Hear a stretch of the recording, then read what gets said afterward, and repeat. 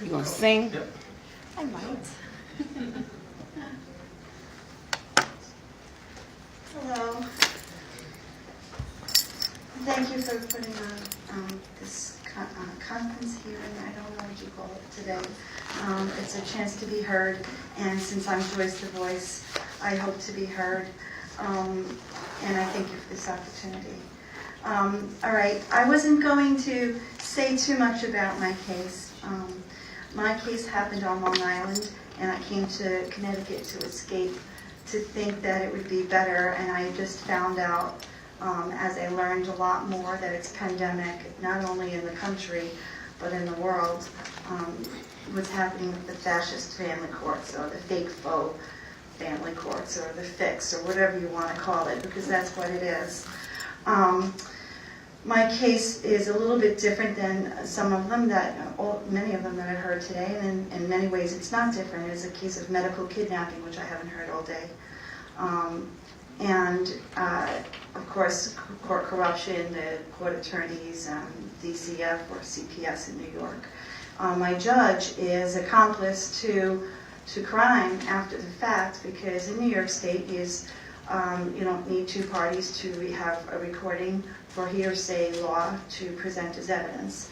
And so I had secretly recorded a crime which is the reason why my case is a medical kidnapping. I was a whistleblower, and the family court was weaponized to use my son against me, to silence me, and to try to strong-arm me into declaring that I was insane. So the crime that I had caught, which is after CPS had already gotten involved in my case, after I had already called out the doctors on the different things that they were doing, which I haven't caught them doing here in Connecticut. They just completely flatly lie. But in New York, they were photoshopping on radiology images and other such things. I'm a therapist by trade, and I understand medical language and such. So, and I'm highly educated working with them, and so that, among many other things, I had caught them secretly recording them. This is just before my trial, a medical procedure where I was supposed to be sedated, and they knocked me out.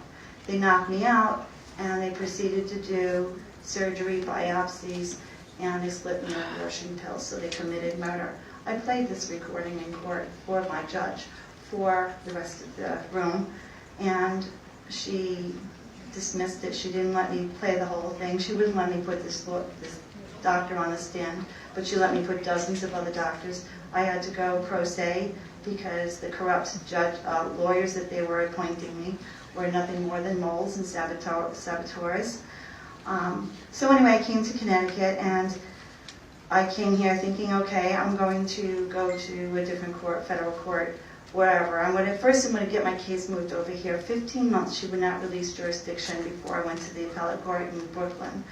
And then they dismissed my case because I had gave my brother a guardianship. So here I'm thinking, okay, now I'm going to fight, but then I had other medical issues, which is what started all of this, which they denied. And so as time goes, I'm like, okay, I'll go to the FBI, and I'll have a federal investigation.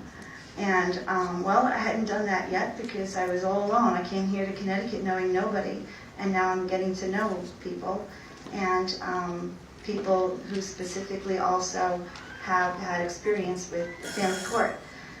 So basically, I had attended the Rule of Law conference from the Bar Association a few months back, and what a circus that was. It was a big powwow. And I can tell you that the Bar Association it basically runs the judicial system. It's been hijacked. And this is the reason why we can't make any changes in what's really going on.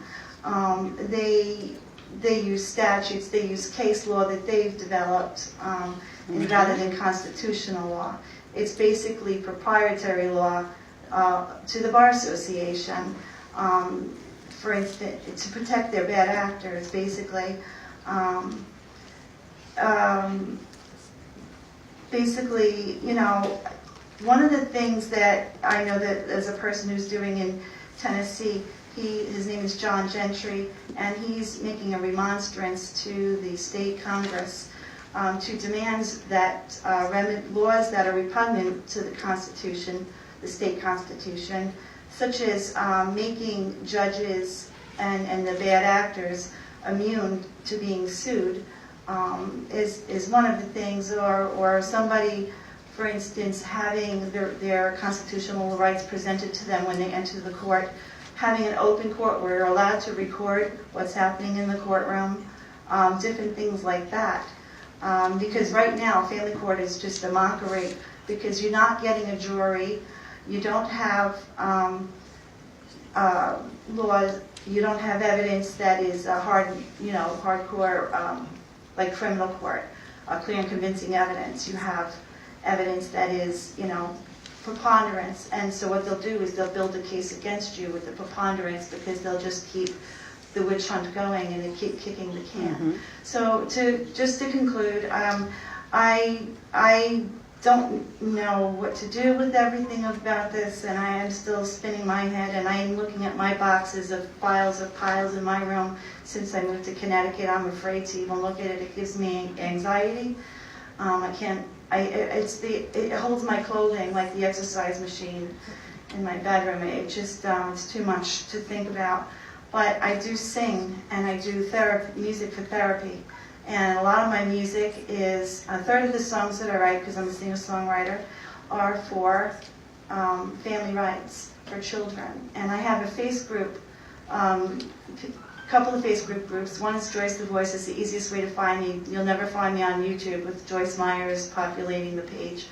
So, and then you'll also find me, Joyce the Voice, on that. And then you'll also find a group called, and I want everybody in the room to know this because they might like the group, is Music and Arts for Parental Rights and Foster Care and Alienated Children. So is basically for therapy, for people to come together who like to do poetry or music or whatever arts for, for our broken hearts.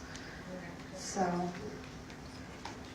and if you have a function, you need a troubadour singing for your rights, I'm here. Thank you very much, and thank you for the paper. Thank you. Thank you. You're welcome. Thank you. Before Cheryl Martone is the next speaker, but before Cheryl, just if everybody could try to stick within their time frame. We're looking at, if everyone stayed within their time, we're looking at 81 minutes. So trust me, I know it's getting late, but if anyone could try to stick to their 3 minutes, we'd appreciate it. Cheryl?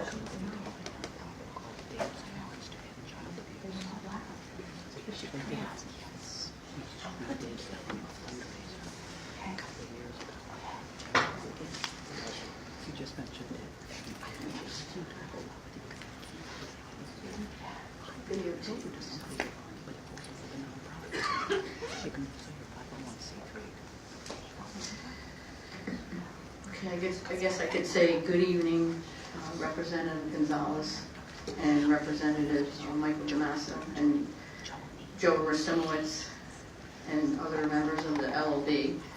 Thank you, Michael, for being here, and my representative from my area, and thank you for your service. My name is Cheryl Martone, and I'm writing a book called CPS Crisis, How the State Agency